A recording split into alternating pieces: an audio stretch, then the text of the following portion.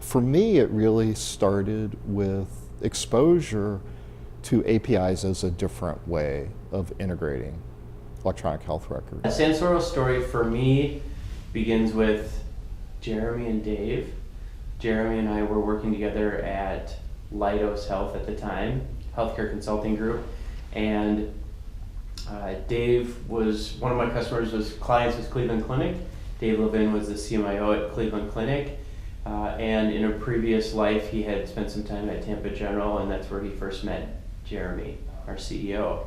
The three of us started conversations around what we wanted to do once we left those jobs to do something else, and because of some really good timing, Dave had also been introduced to John Orozco. I was encouraged to meet with Dr. David Levin at HIMSS February of 2014, and that's really the first time I had an opportunity to meet him. We've been discussing for 20 years plus that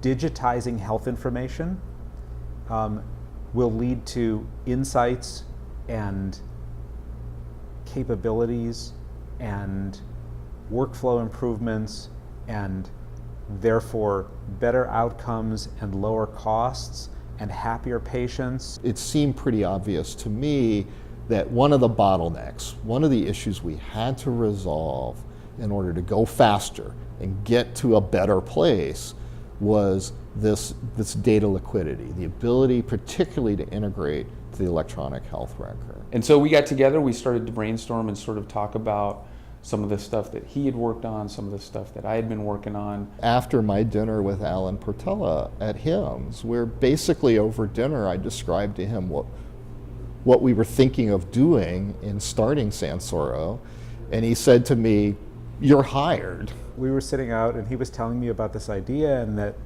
he had met John Orozco, and that they might even have a first customer for the company and for the idea of a bidirectional EHR agnostic web services middleware platform, which is a real mouthful.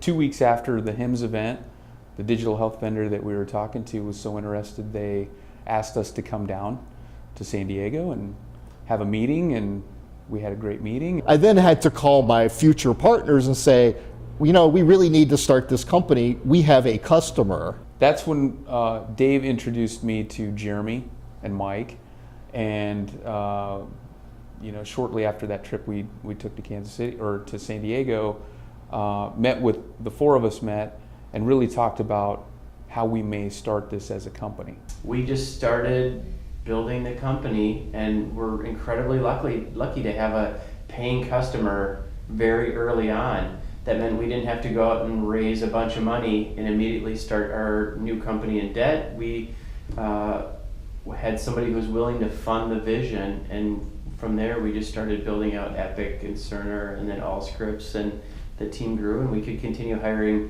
people who were way more talented than we were. When we started the company, we were literally guys in the basement wearing hoodies. And the company was highly virtual. I mean, part of our philosophy was hire the best people you can find. Don't be so fixated on where they live. Find great talent, find people who really fit our vision. Dave had that clinical background with the physician training. John, with his background on Cerner, there was no doubt he was going to be our CTO. My passion was working with the customers. All the years that I'd been in consulting and account management type of roles were all about the customers, helping them get installed, see the value, and Jeremy was our strongest candidate for a CEO. Well, Jeremy went down into the basement. I think he went to his wine cellar to get a bottle of wine.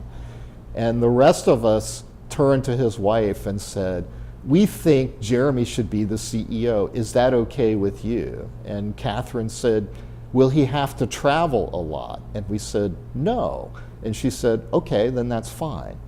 So when Jeremy came back up from the basement, we all turned to him and said, "Congratulations, you're now the CEO of the company." They told me I should be CEO, which I thought was an exceptionally glorified title for a company that had 3 people in it. We started this with a little bit of a missionary view that we wanted to do good. I remember being on a phone call with those guys. They were meeting in some Chicago Airport hotel conference room. This is actually a really important artifact for the company. And you know, Mike will give us his view as well, but my view is this was the day that we realized technically this was feasible. And sort of mapping out the idea of what this software would be and what it would take to put a company together. And so I was just offering whatever, you know, relatively useless thoughts I could add from the resort somewhere in Florida. We laid out a series of early components to what could be our business model and business plan. This is the first ever architecture drawing of what Emissary might look like. You have all that together, it gives you the foundation you need for a whole new way of people interacting with each other and a business model that did not exist. That's when we knew, you know, this is going to be super intriguing. And we know that at least the light bulb went off for that group in San Diego, because they were like, if you can pull that off and you're telling us this is possible, we're all in. Every day we work in healthcare, and then we go home and live in the 21st century. We know what technology can do because we experience it in every other aspect of our lives. At its root, what we're trying to do is bring that same transformation, that same digitalization of healthcare that we see in the rest of the digital economy. So I'm tired of working in healthcare every day and then going home and living in the 21st century. I want healthcare to be in the 21st century too.